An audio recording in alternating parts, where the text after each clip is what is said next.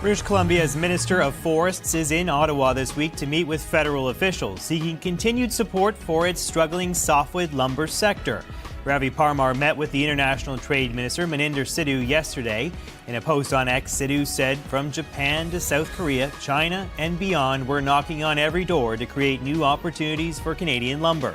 Canada's softwood lumber industry has been hit hard by a 45% U.S. tariff since last October, compounding a 4-decade-long dispute between the two countries. It doesn't seem like it. It doesn't seem like the Americans want to talk about softwood lumber and the fact that these duties and tariffs are not only hurting workers here in Canada, but more importantly for Americans. It's leading to them not being able to build the homes they need.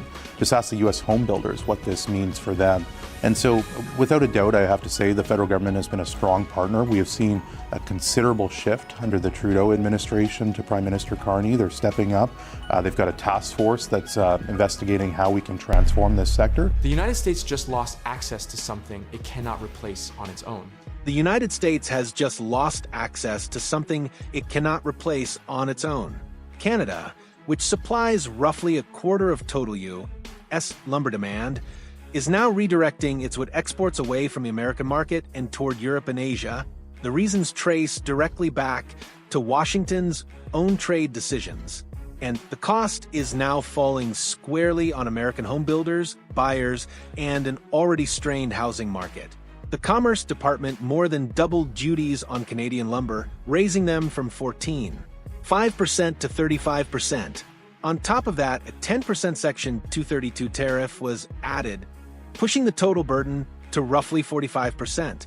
These measures were applied under the National Security Authority of the Trade Expansion Act of 1962. When combined with higher anti-dumping and countervailing duties, the result in 2025 was a 25 to 30% increase in production costs for Canadian lumber producers, forcing many sawmills into negative margins. This dependency is not a small or optional detail. Canada accounts for about 85% of all U.S. softwood lumber imports and nearly 1/4 of total lumber supply in the United States. The U.S. relies on these imports not out of preference, but out of structural necessity. It has never produced enough softwood lumber to meet its own consumption needs.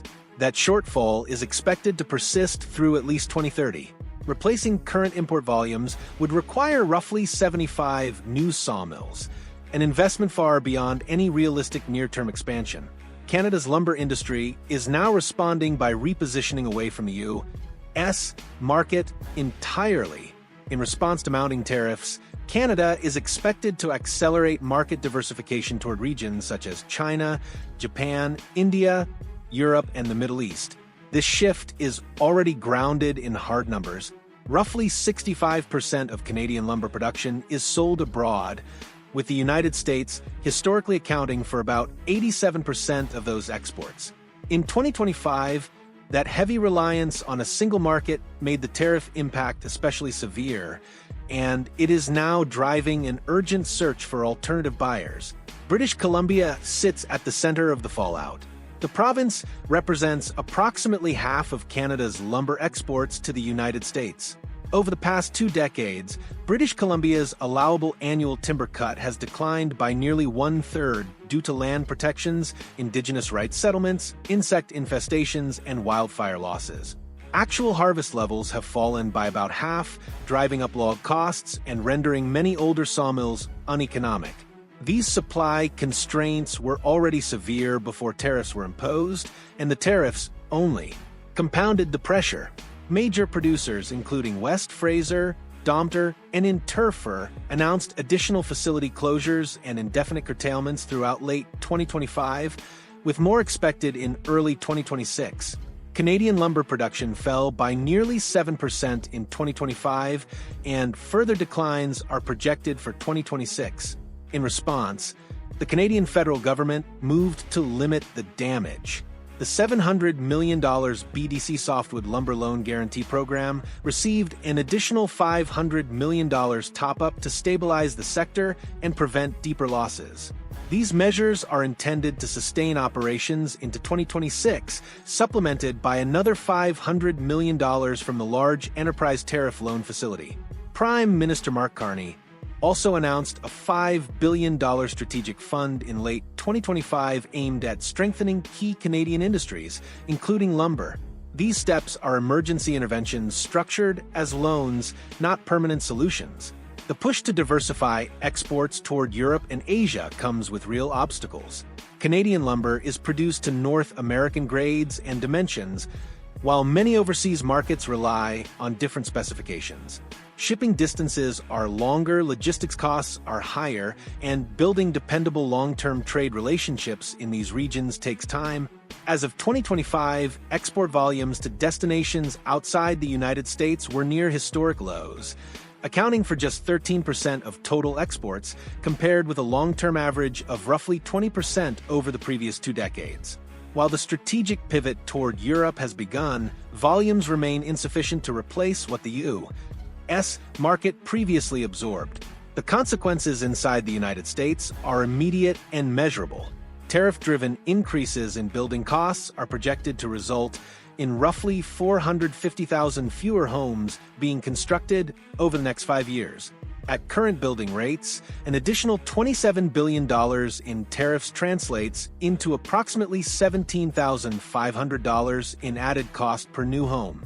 The National Association of Homebuilders, which actively lobbied against the Canadian lumber tariffs, estimates the added cost per single-family home at between $7,500 and $10,900, depending on methodology. In total, current tariffs are expected to add nearly $30 billion to investment costs in residential construction, with about 90% of that burden falling on new housing, including apartments. The cost of building materials has risen more than 41% since the COVID pandemic, far outpacing overall inflation. Softwood lumber is a central contributor to that increase. Changes in lumber prices directly affect the cost of a new home, alongside rising construction wages and higher interest rates. Together, these pressures are driving declining housing affordability. The United States already faces a housing shortage measured in millions of units, and policies that raise construction costs directly undermine efforts to close that gap. Resolving these tariffs will add further headwinds to an already stressed housing market by increasing both construction and renovation costs, according to NAB Chairman Buddy Hughes.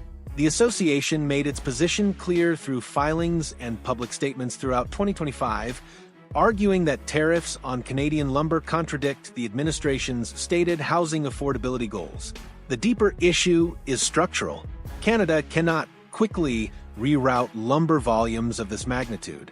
As Daryl Sweetoff, Senior Managing Director and Head of Canadian Research at Raymond James, explained, "We have a very efficient large-scale industry, and the reality is that the United States will remain the primary destination for the majority of our production for the foreseeable future."